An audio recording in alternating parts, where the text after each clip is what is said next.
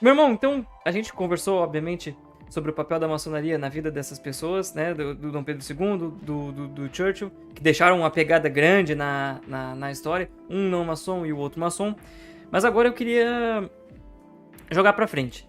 Qual que é o papel da maçonaria, diante de tudo isso que a gente conversou, na nossa sociedade moderna? Ô, irmão, outro dia eu tava conversando com o irmão e eu disse o seguinte, né? Eu falei, cara, você percebeu que entrar numa sessão maçônica hoje é voltar lá no século XIX. Não sei se você já percebeu isso, porque dentro de loja, nas nossas sessões, nós fazemos coisas que hoje o mundo chamado profano já esqueceu, Ou não dá bola? ou não dá bola, né? Então a maçonaria talvez seja uma das últimas coisas que nos ligam a um passado. E quando eu falo esse passado, é um passado antes da revolução tecnológica, né? Antes dos computadores, da inteligência artificial, de tudo isso daí. Nos liga, ela nos remete àquele passado. Um passado em que as pessoas davam, nós dávamos valores, palavras como honra, lealdade, né, virtude, elas eram levadas em consideração. Um passado em que você não precisava assinar um contrato para fazer valer uma situação, né? Como a gente brincava, era no fio do bigode, que se estabeleciam acordos, etc.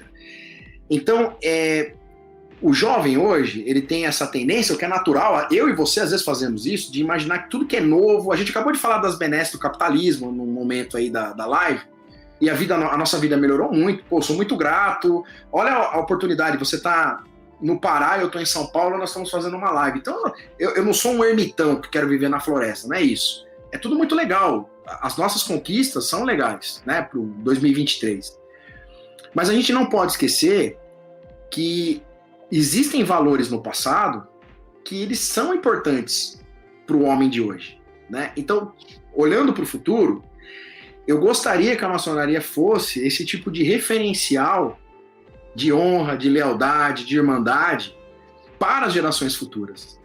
Os jovens precisam descobrir, eles precisam aprender que existe honra, existe lealdade, que existem, que as pessoas elas podem sim confiar nas outras, né? E que existe uma entidade, uma sociedade que preserva determinados conhecimentos, como este que a gente acabou de, como esses que nós acabamos de mencionar, e que isso é muito importante para a formação do caráter deles. Né? Eu não consigo imaginar um bom pai no amanhã, não consigo imaginar um bom marido no amanhã, não consigo imaginar um bom profissional no amanhã sem a preservação desses valores. O que é um médico sem ética, meu irmão? O que é um advogado sem ética? O que é um administrador sem honra? O que é um homem do exército sem honra? Né? Então, assim, nós temos um conhecimento muito legal para ser transmitido, que não existe mais hoje em qualquer esquina e que a gente ainda pode deixar isso como legado para essas gerações futuras. Eu não sei se o irmão percebeu, mas é muita coisa. É muita coisa. Né? E se a maçonaria pudesse ser redescoberta por esses jovens nesse sentido, a gente ainda tem muita contribuição para dar para o mundo. E eu quero pegar um ponto do que o irmão falou sobre o Churchill e trazer para isso agora. Isso acontece nas coisas grandes, obviamente, mas eu acredito também que também acontece nas coisas pequenas. Por exemplo, o irmão falou que o Churchill usou a maçonaria, usou, entre aspas, a maçonaria para treinar a sua oratória quando ele era orador. Trazendo isso para um contexto atual, às vezes, dentro da maçonaria, a gente é levado a algumas situações de desconforto, por exemplo, quando eu vou apresentar um trabalho e eu submeto aquele trabalho pela avaliação de todos os meus irmãos, uma peça, alguma coisa assim, ou, sei lá, saiu uma comissão e o venerável acreditou em mim ou acreditou no outro irmão para participar da comissão, que seja para trocar um ar-condicionado, por exemplo, mas é uma coisa que eu nunca fiz. E então a gente é levado dentro da maçonaria a esse tipo de situação. E eu acho que isso, sair dessa zona de conforto é muito importante no ponto que, se eu errar, eu tô errando no meio dos meus irmãos. Então, o julgamento vai ser, não, beleza, ok, acontece, bola pra frente, vamos lá. E isso acaba me preparando para a vida do lado de fora. É um ótimo simulador, né? Isso, exatamente. Eu tenho visto também, né, pelo meu trabalho, que hoje em dia o pessoal mais novo, ele justamente tem dificuldade nessas questões de ter a sua orelha puxada, digamos assim. Não, todo mundo me diz sim, como assim você vai me dizer não, né? Então, eu também acho que essa é uma das contribuições que lá na Paramaçônica eu vejo que é muito importante. E depois quando não digo o Demolei virando maçom, mas enfim, o Demolei virando adulto, ou o irmão que era profano antigamente, que é meu caso, por exemplo, e acaba entrando para a maçonaria. Não sei se eu me perdi um pouco na explicação, mas... Eu concordo. Eu vejo lá uma ótima maneira de você treinar esses dotes de oratória, a sua dicção, né? Você consegue... por exemplo, nós tínhamos um aprendiz aí recentemente na minha loja que falou para nós ali, ó, eu tenho dificuldade, sempre tive dificuldade de fazer leituras em público. E lá ele tá se soltando.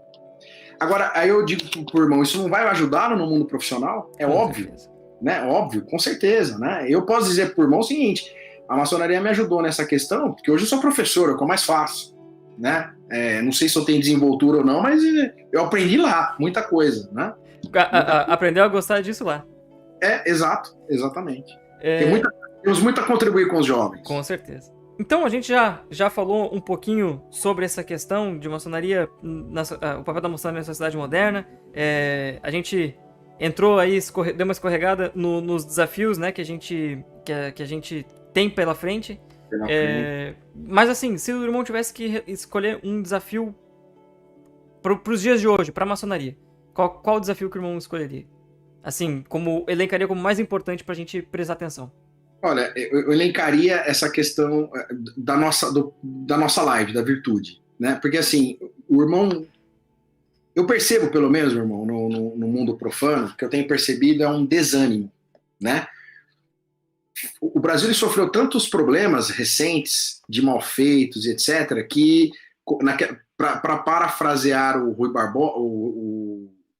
Barbosa, né? O homem comum está quase cansando de ser honesto.